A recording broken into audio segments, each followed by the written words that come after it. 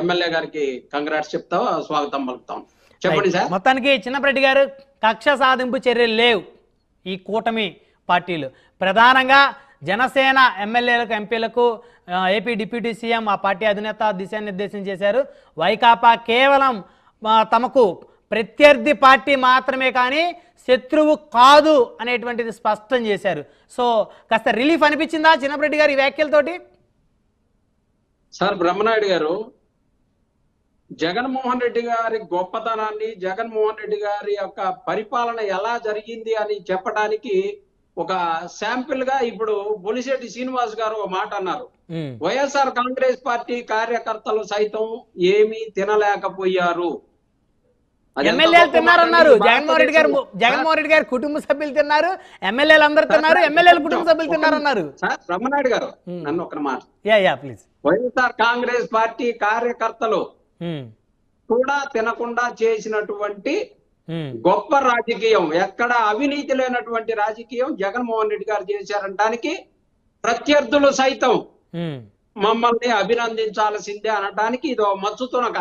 Okay sir, ఈరోజు ఏదో జగన్మోహన్ రెడ్డి గారి పార్టీని విధ్వంసక పార్టీగా వైఎస్ఆర్ కాంగ్రెస్ పార్టీ కేసులు పెట్టిందనో లేకపోతే అదో ఇదో 100 మంది 100 చెప్పొచ్చు. కానీ నిజాయితీ నీతి అనేది ఎప్పుడైనా బయటపడుతుంది. అది ఈ రోజు ప్రత్యర్థి ఎమ్మెల్యే అయినటువంటి బొలిశెట్టి శ్రీనివాస్ గారి ద్వారా మాకు వినడం చాలా సంతోషంగా ఉంది.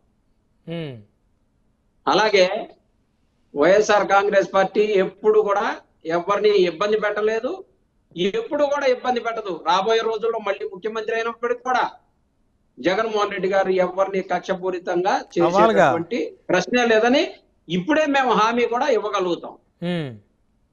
అవ్వాలి కదా సార్.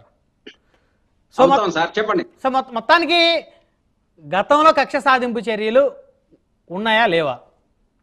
గత 5 ఏళ్ల పాలనలో ప్రత్యేకించి కొన్ని సామాజిక వర్గాలే టార్గెట్గా కక్ష సాధింపు చర్యలకి గత మీ ప్రభుత్వం దిగిందా లేదా?